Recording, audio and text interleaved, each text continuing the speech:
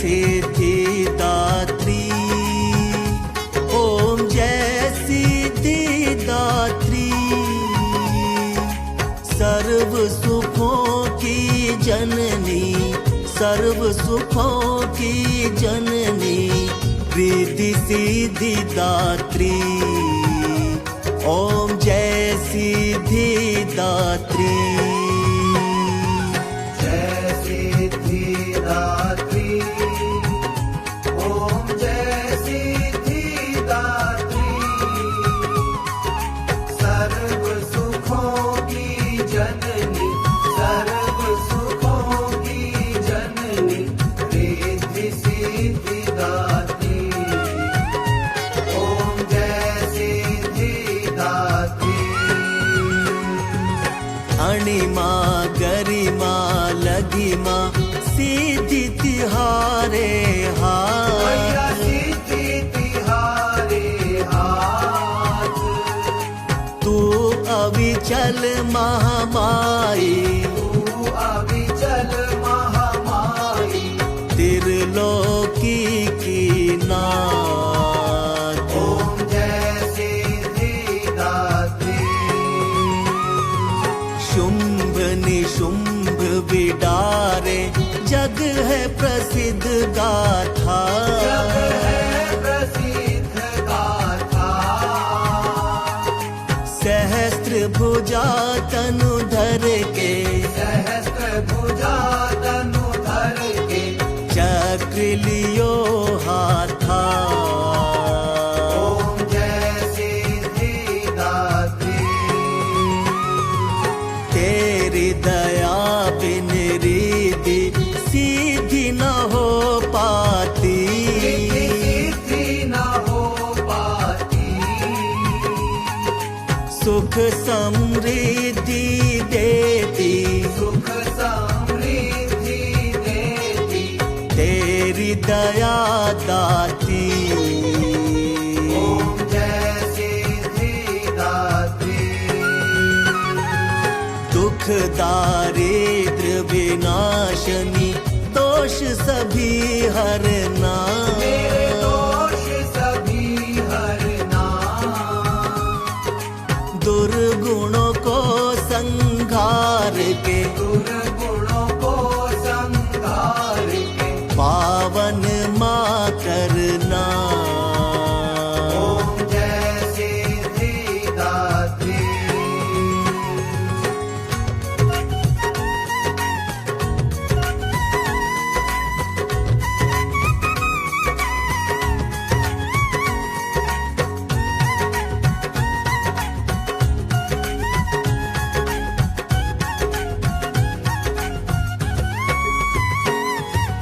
नव दुर्गों में मैया नवम तेरा स्थान, मैया नवम तेरा स्थान।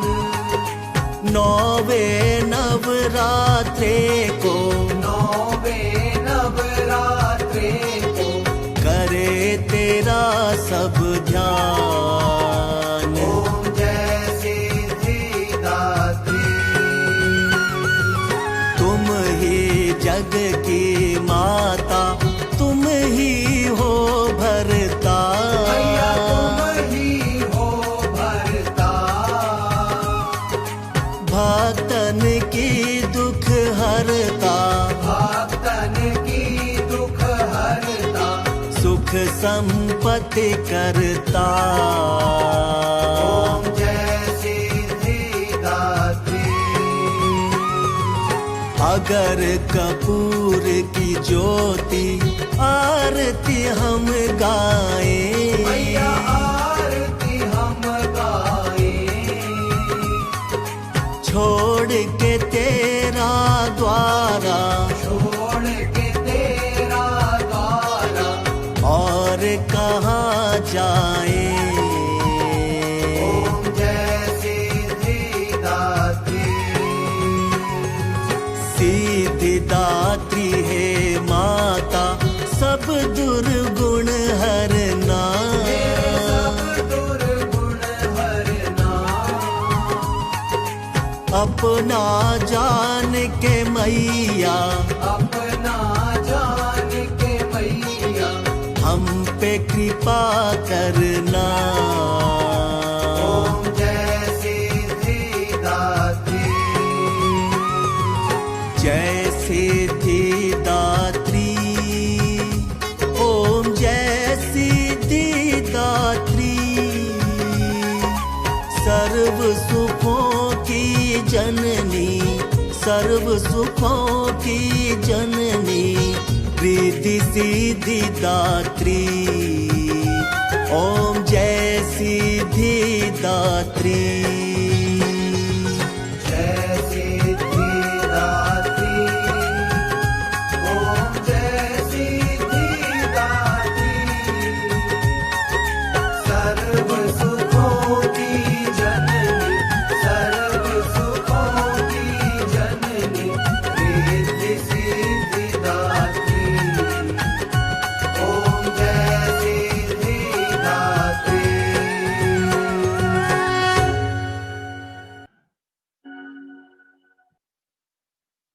ओम शांति। नवरात्रि के अंतिम दिवस की सभी को बहुत बहुत शुभकामनाएं। आज नवरात्रि का 9वां अर्थात अंतिम दिवस है। आज के दिन विशेष देवी सिद्धिदात्री की पूजा उपासना की जाती है। मान्यता है कि नवरात्र में देवियों की पूजा आराधना विधि विधान से करने पर भक्तों को सभी कष्टों से मुक्ति मिलती है।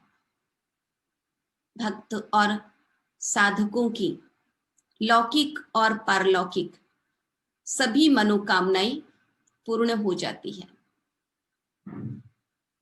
देवी की पूजा आराधना नवरात्रि में इसीलिए सभी भक्तजन बहुत धूमधाम से नियमनिष्ठ होकर अति श्रद्धा से करते हैं। माता सिद्धिदात्री की पूजा आराधना के साथ ही नवरात्र के पूजा का समापन होता है। माता सिद्धिदात्री के कृपा पात्र भक्त के भीतर ऐसी कोई कामना शेष बचती ही नहीं है जिसको वो पूर्ण करना चाहे। ऐसा माना गया है कि मां सिद्धिदात्री भक्तों की सभी मनोकामनाओं को पूर्ण करने में, भक्तों को सभी सिद्धियों से भरपूर करने में समर्थ है। जो विधान पूर्वक, विधि पूर्वक, श्रद्धा पूर्वक मां की पूजा आराधना करते हैं उनकी सारी मनोकामनाएं तो पूर्ण होती ही है। वो सांसारिक इच्छाओं, आवश्यकताओं, स्पृहाओं से ऊपर उठकर मानसिक रूप से देवलोक में विचरण करते हैं। उनका मन संसार से ऊपर उठ जाता है और वो माता के सानिध्य को ही अपना सर्वस्व समझते हैं और जिसे एक बार मां के पावन सानिध्य का अनुभव हो जाता है उसके अंदर के विषय विकार स्वतः मिट जाते हैं। माता के कृपा पात्र जो भक्त हो पाता है उसके भीतर एक अमृत पद प्राप्त करने की इच्छा जागृत होती है और वो तभी संभव हो पाता है जब वो निरंतर मां की साधना करते हैं। इसलिए माता सिद्धिदात्री की पूजा को बहुत बहुत महत्व दिया गया है। लोग कुमकुम, अक्षत, सिंदूर, मेहंदी, चुनरी, चूड़ियां आदि मां को प्रदान कर मां का कृपा प्राप्त करने की कोशिश करते हैं।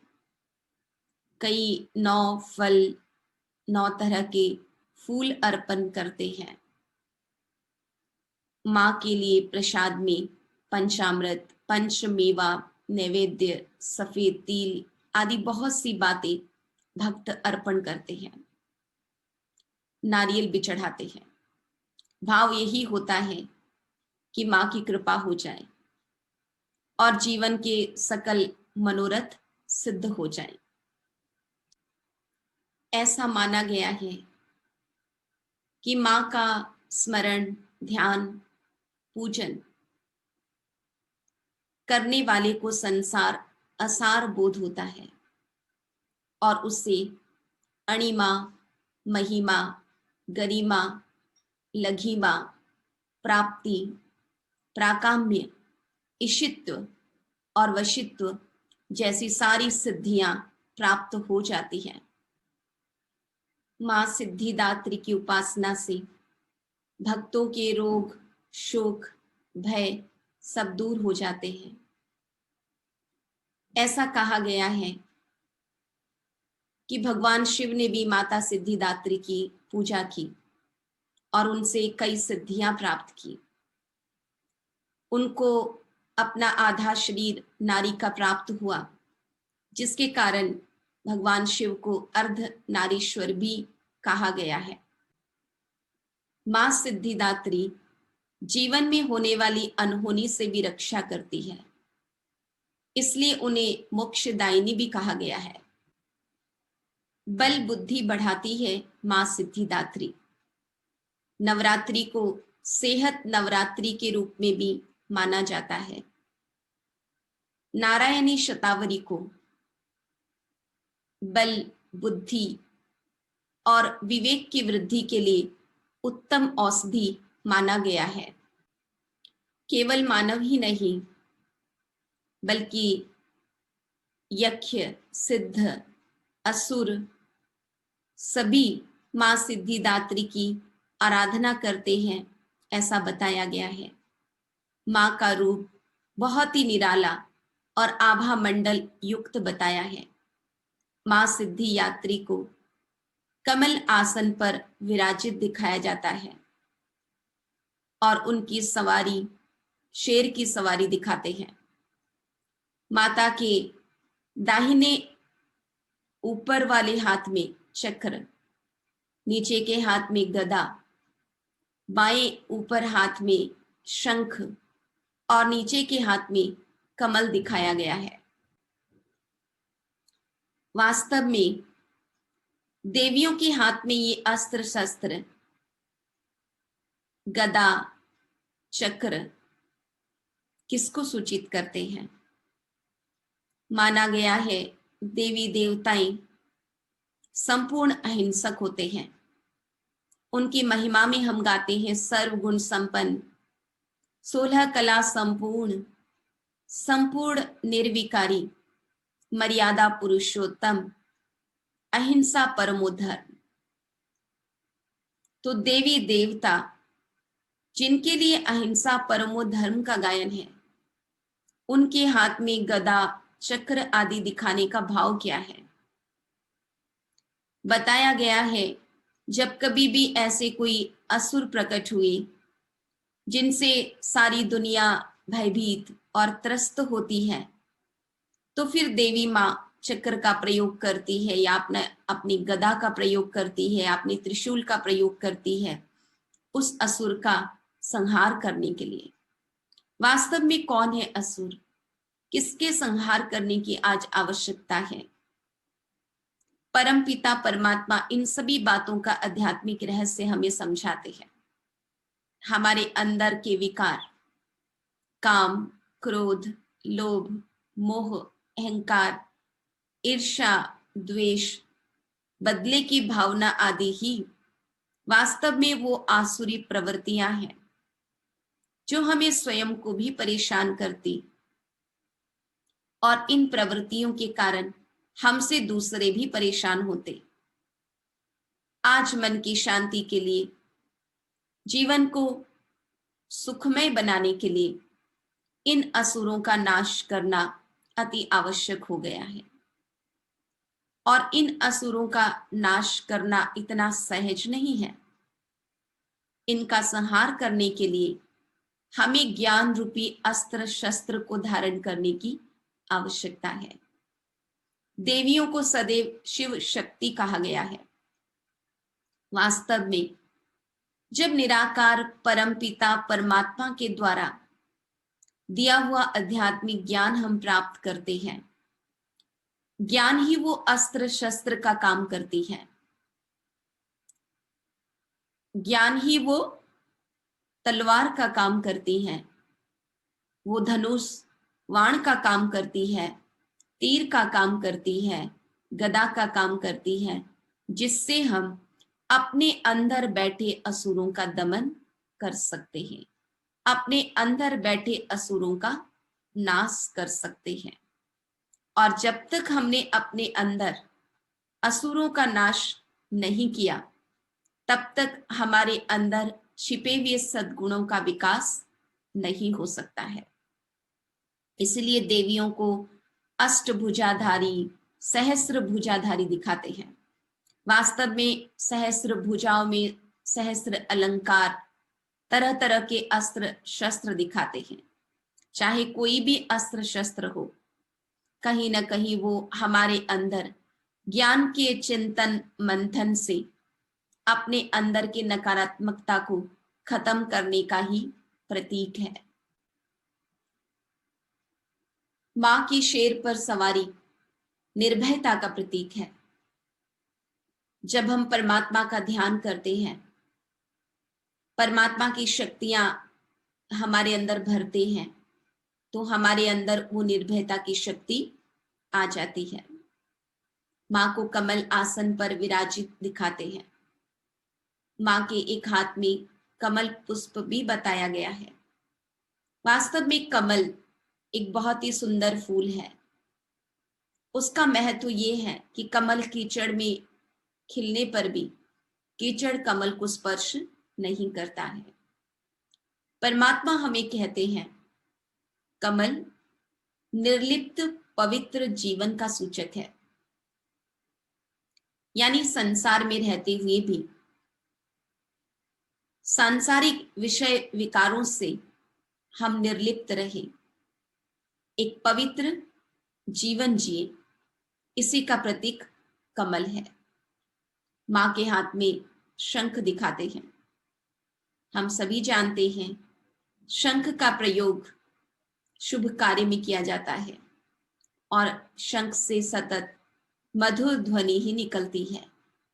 तो शंख बजाना यानी मुख से सदैव मधुर बोलना। परमात्मा ने जो दिव्य ज्ञान हमें दिया, हमें वो दिव्य ज्ञान की शंख ध्वनि करनी है। परमात्मा का दिव्य और शुभ संदेश जन जन को देना है। इसी का प्रतीक शंख है। मां के सिर पर रतन जड़ित ताज भी दिखाते हैं। रतन जड़ित ताज संपन्नता की निशानी है, धन धान्य की निशानी है। आप देखेंगे कोई भी देवी की मूर्ति में सिर के पीछे एक आभा मंडल दिखाते हैं और वो आभा मंडल, वो लाइट का ताज पवित्रता का सूचक है। परमात्मा हमें समझाते हैं, जब हम नित्य आध्यात्मिक ज्ञान का श्रवण करते हैं, नित्य अपने मन बुद्धि को परमात्मा से जोड़ते हैं, तब हमारी अंतरात्मा शुद्ध पवित्र हो जाती है, बुद्धि भी हमारी स्वच्छ हो जाती है और तभी हम सही निर्णय लेने में सक्षम हो पाते हैं। जहां व्यक्ति की निर्णय शक्ति उत्तम होती है, वहां उसे हर कार्य में सफलता अवश्य प्राप्त होती है। मां की महिमा में जितनी भी बातें कही गई हैं, वास्तव में वर्तमान उन सारी महिमाओं को, मां के सारे गुणों को हमें अपने जीवन में भरने की, उतारने की आवश्यकता है।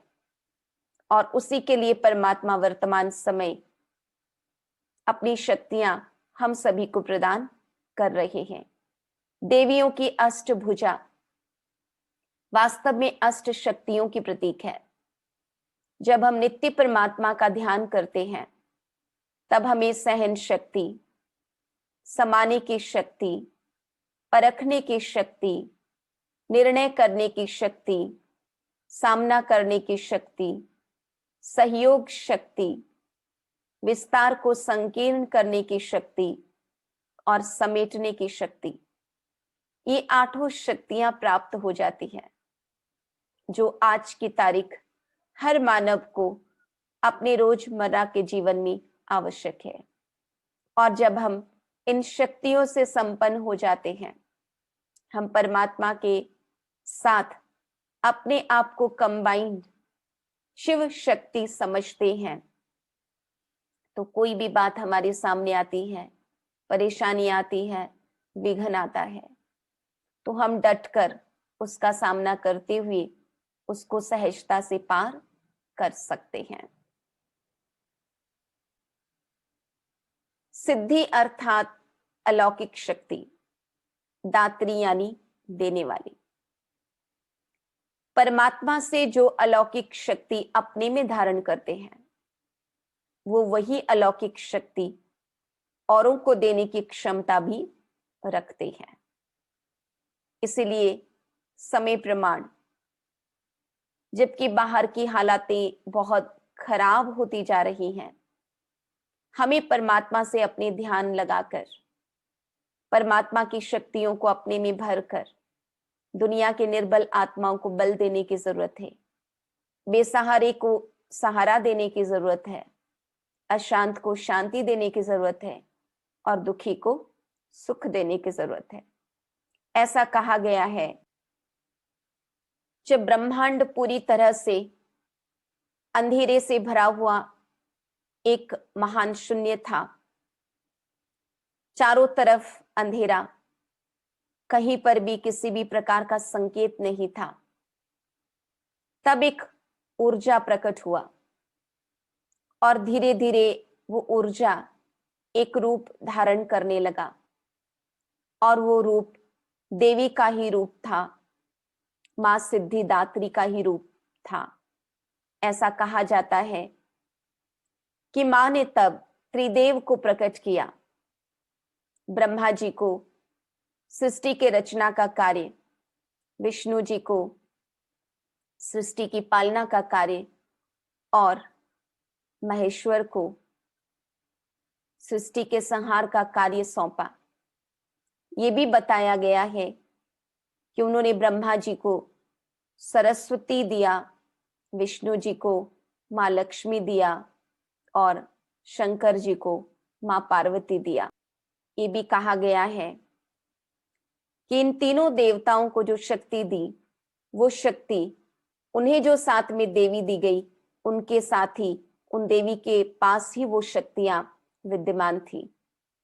कहने का भाव है, परमात्मा जो मनुष्य आत्मा उनको ध्यान करते हैं, उनके अंदर वो सारी शक्तियां भर देते हैं जिन शक्तियों की आज हमें आवश्यकता है। नवरात्रा में हमने देवियों की पूजा की, मां दुर्गा के 9 रूपों को हमने पूजा, लेकिन केवल पूजा कर लेना ही नवरात्रि मना लेना नहीं है।